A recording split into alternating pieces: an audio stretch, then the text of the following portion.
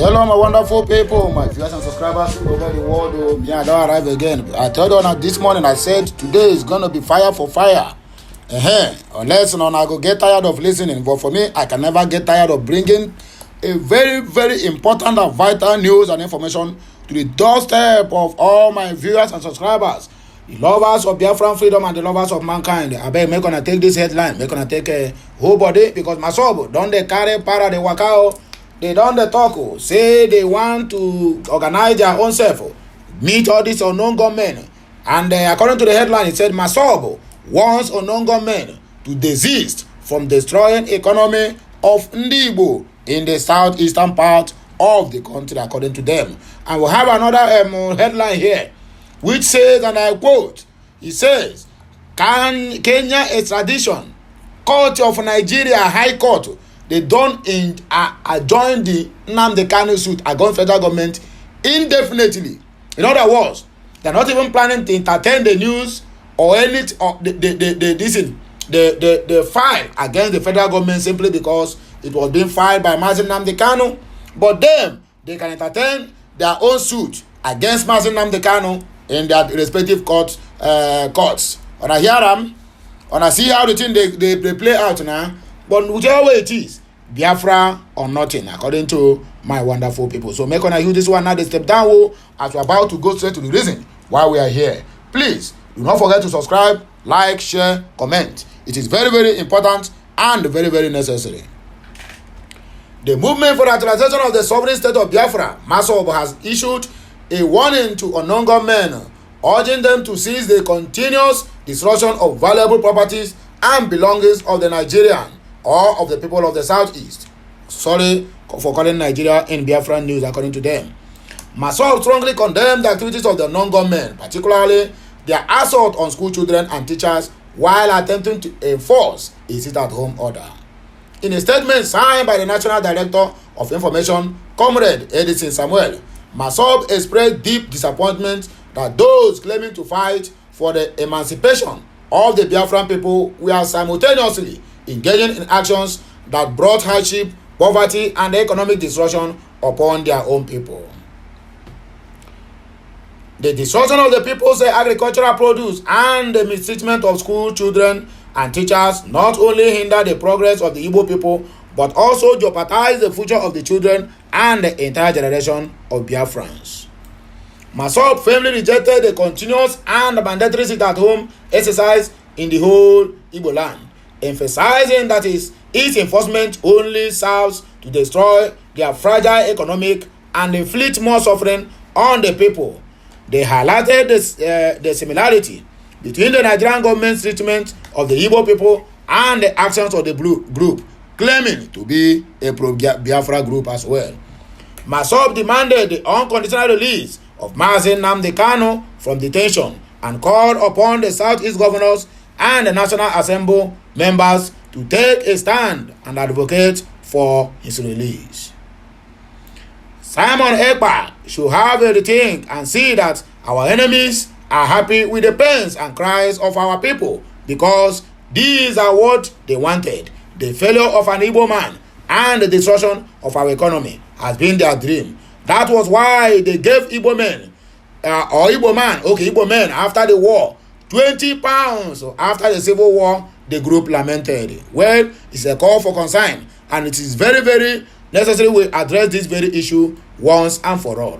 Kenya extradition, High Court of Nigeria in Abuja adjourns Nnamdi Kanu suit against the Fulani government indefinitely.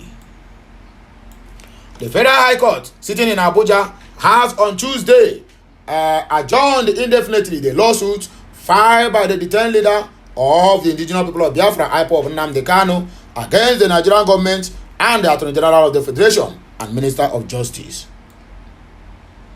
Nigerians gathered that the IPOB leader filed a lawsuit in April of 2022 for the judicial interpretations of relevant laws and statutes regulating the alleged abduction and the extradition of Kanu from Kenya by the Nigerian government and its agencies. In a statement issued by Kanu's lead lawyer, Ifeanyi Ejiofor, on Tuesday, the court adjourned the case till further notice. That means there's no date. simply because it is Mazi Nnamdi Kanu. Since April of 2022, that's 1 complete year, and they didn't do anything about it. The day the thing appear before the court, they adjourn it indefinitely until further notice. It can be 5 years or 10 years time. In the statement issued, Ejiofor said the court insisted that it was limited to entertain only matters coming up for ruling and judgment, and consequently adjourned the suit. According to the statement, this suit was instituted in April of 2022 to invite the Federal High Court to interpret the relevant sections of the domestic and international laws with the Nigerian government and its lawless security agencies flouted in their criminal abduction and extraordinarily rendition of Kanu from Kenya to Nigeria. Far-reaching reliefs were sought by Nnamdi Kanu in this suit, which would be granted when the interpretation of these laws is in the positive.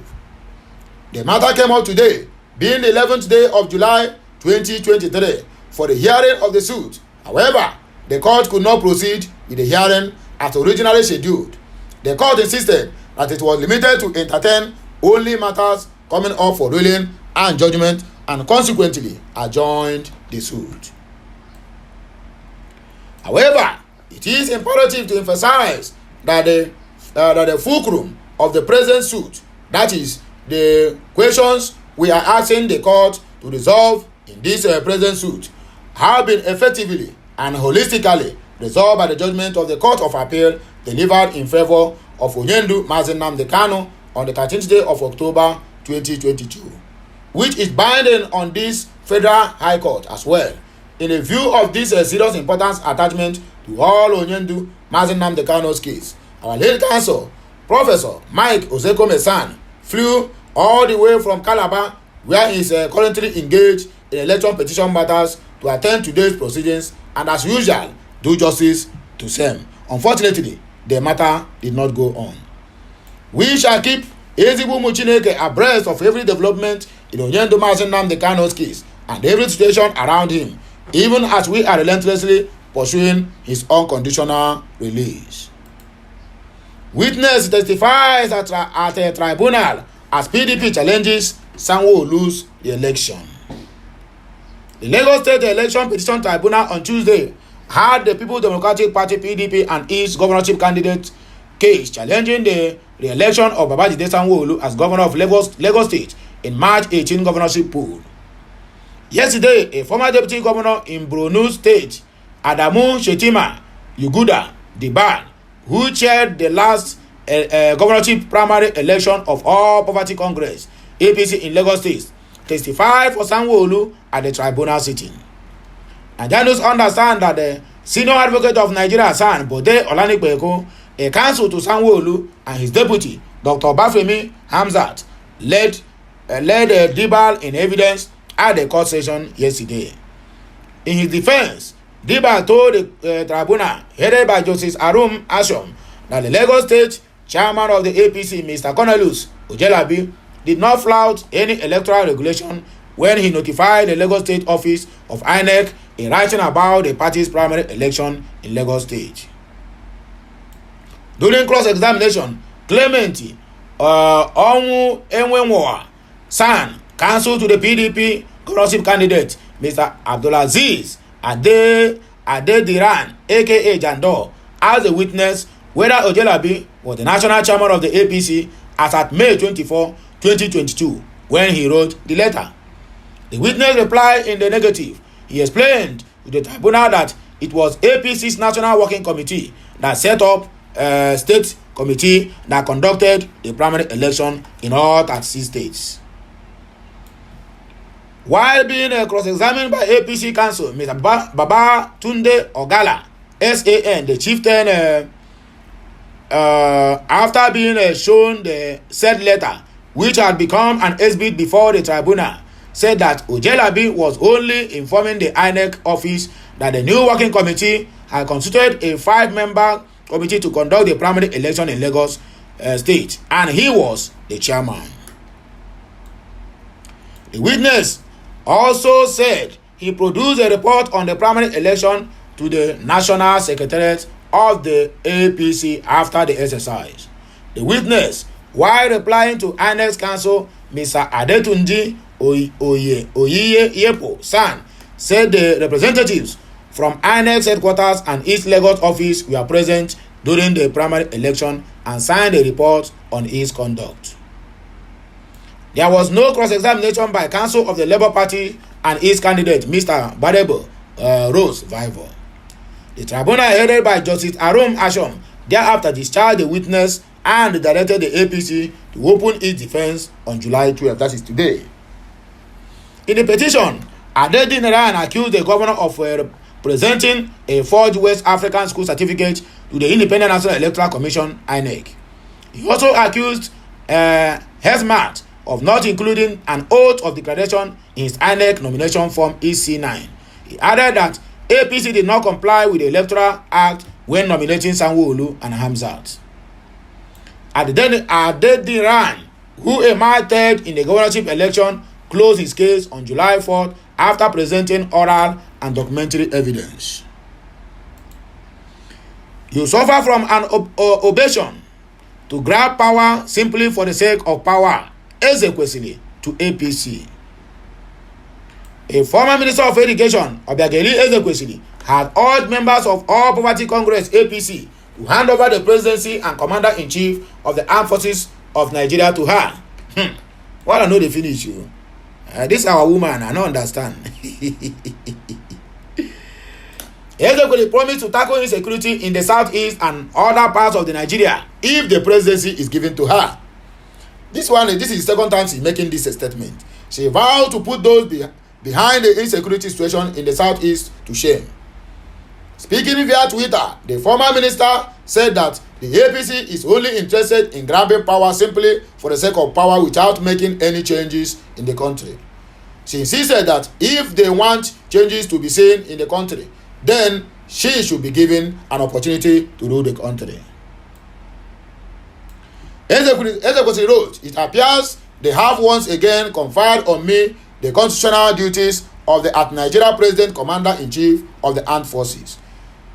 They do so without handing the office to me, so I can urgently, decisively, and effectively tackle the degenerate state of insecurity in the southeast and other parts of the country and permanently put them to shame for their abysmal failure. Such duplicity is the typical modus operandi of the official at APC Nigeria, at Nigerian government folks and their fan club, who never take responsibility for anything but suffer from an obsession to grab power just for the sake of power. When we are ready to hand over formally to me as your commander-in-chief of the armed forces, let me know. Until then, enjoy calling my name in vain," according to Obi Ezekwesili. Full list.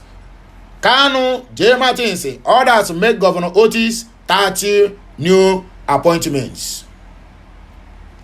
Nigerian former professional footballer Nwankwo Kanu, musician J. Martins, and 28 others are being appointed to serve in various positions under the administration of Governor Alex Oti of Abia State.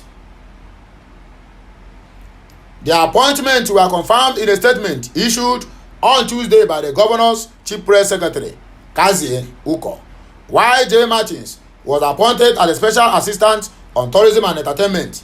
Nwankwo Kanu was appointed chairman, Enyimba International Football Club, Aba. Nigeria News understands. Uko noted that the appointments are effective immediately. See below the full list of the appointees and their positions. Number 1 on the list here is Ugochukwu Okorafor, Special Advisor, Monitoring and Evaluation. The number 2 is Honorable Ihanacho Obioma, Special Advisor, Political Affairs. Prof. Ijeoma Ihe Ukwumere, Senior Special Assistant, Environment. Mr. Odinakachi Eric Eme, Senior Special Assistant, Multilateral and Donor Agencies. Mr. Nwaka Imem, Special Advisor on Trade, Commerce and Industry. Magdalene Ugo Anose, Special Assistant or Senior Special Assistant, Local Government and Chieftaincy Affairs. Mr. Martins Okechukwu Justice, that is J. Martins, Special Assistant on Tourism and Entertainment. Dr. George Chidozie and the rest of them. The name is as well there, so you can log on to www.nigerianews.com and complete the rest of the news. NNPC reveals plan to sell their shares. If you are interested in buying shares from the NNPC, please get ready because they are going to begin to sell their shares as soon as possible. At the 22nd Annual Nigeria Oil and Gas Energy Conference and Exhibition in Abuja, the Nigerian National Petroleum Company Limited, NNPC, announced its plans to issue an initial public offer in the near future. The group Chief Executive Officer of NNPC Limited, Mele Kyari, stated that the decision to go public was in accordance with the Nigerian law. As a company that is guided under the regulations of the Companies and Allied Matters Act, the NNPC Limited will declare its shares to the public for acquisition very soon.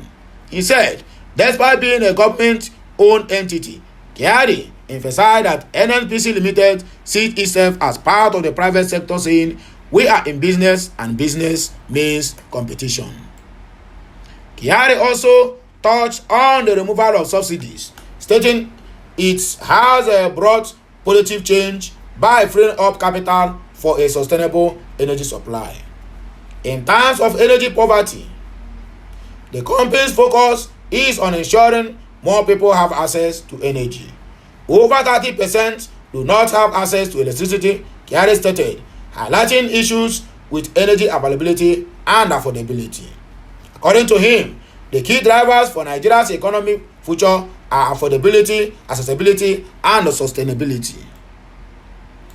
He further outlined the company's upcoming initiatives, which include expanding gas infrastructure to potentially deliver gas across West Africa and Europe, increasing the liquefaction capacity of NLNG, and promoting LPG as a cooking fuel and CNG as an alternative fuel for automobiles. The conference, attended by industry policy makers, regulators, leaders, stakeholders, and partners, aimed to discuss policy implementation, vital energy agency, and investments.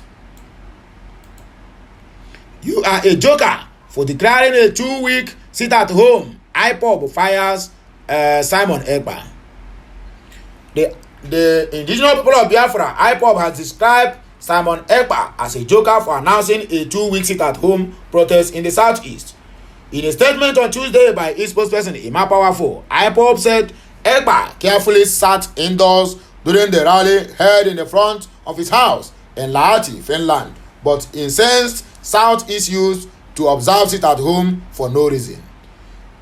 Powerful therefore warned ignorant followers of EKPA to retrace their steps before it is too late, adding that anyone found disturbing the peace of the southeast will be severely dealt with.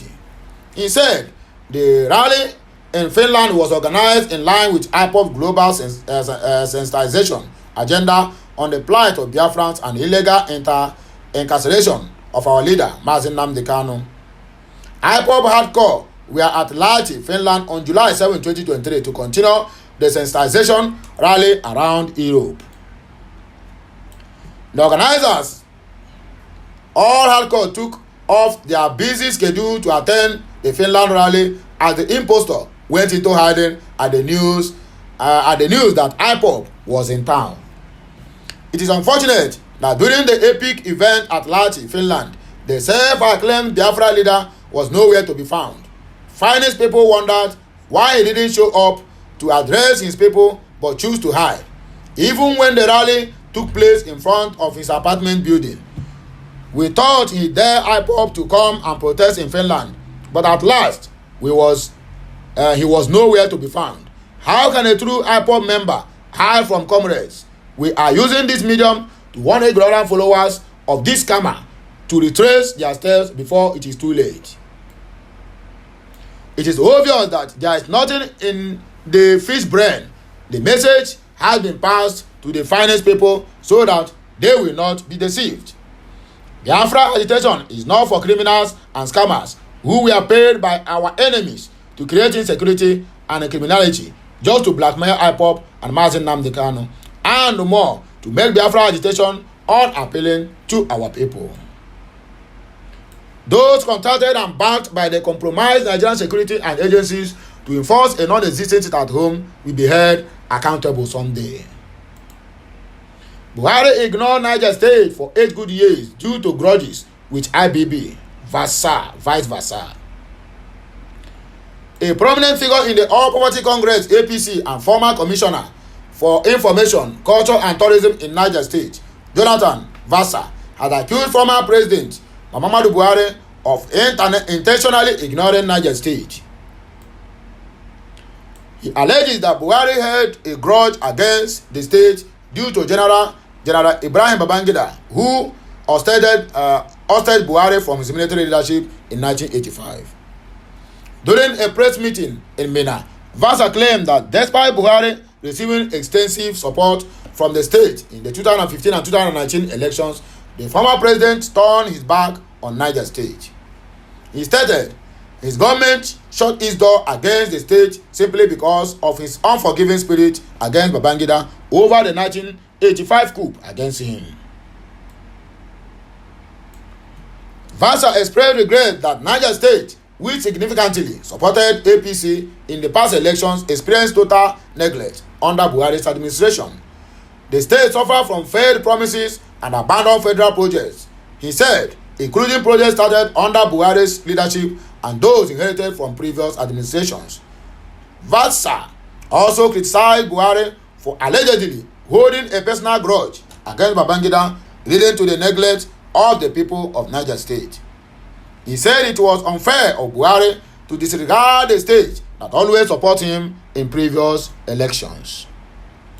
He highlighted rumors abandoned federal projects in the state, including roads, the Barrow Port project, and the Bida Basin Oil Exploration project. None of these projects saw the light of the day, all because of his hatred for one individual, Vasa stated.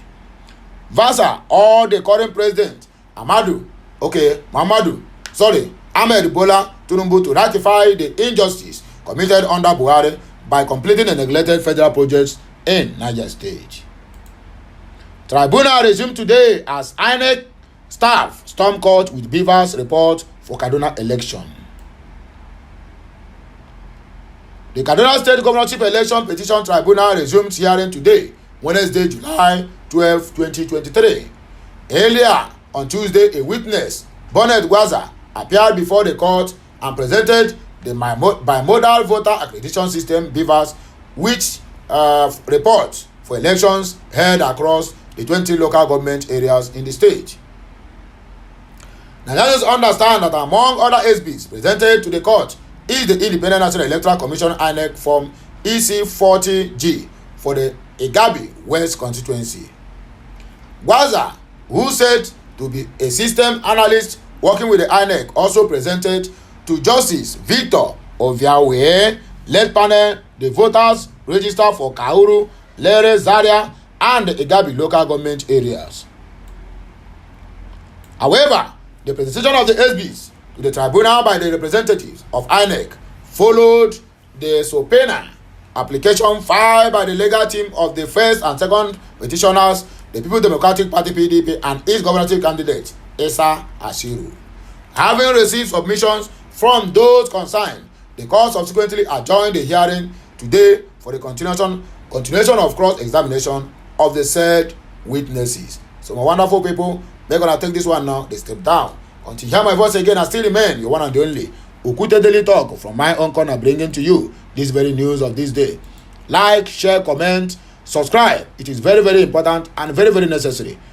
And as you are doing this, may the Almighty the greater God, flourish you, grant you your heart desires, and anything that got to do with prosperity, it must surely come your way. So shall it be. Have a nice day and have a nice Wednesday. Until I come your way again, I still remain Okute Daily Talk. Make on do what? Enjoy this one. I'll be right back. Thanks and bye for now. ka emesịanụ.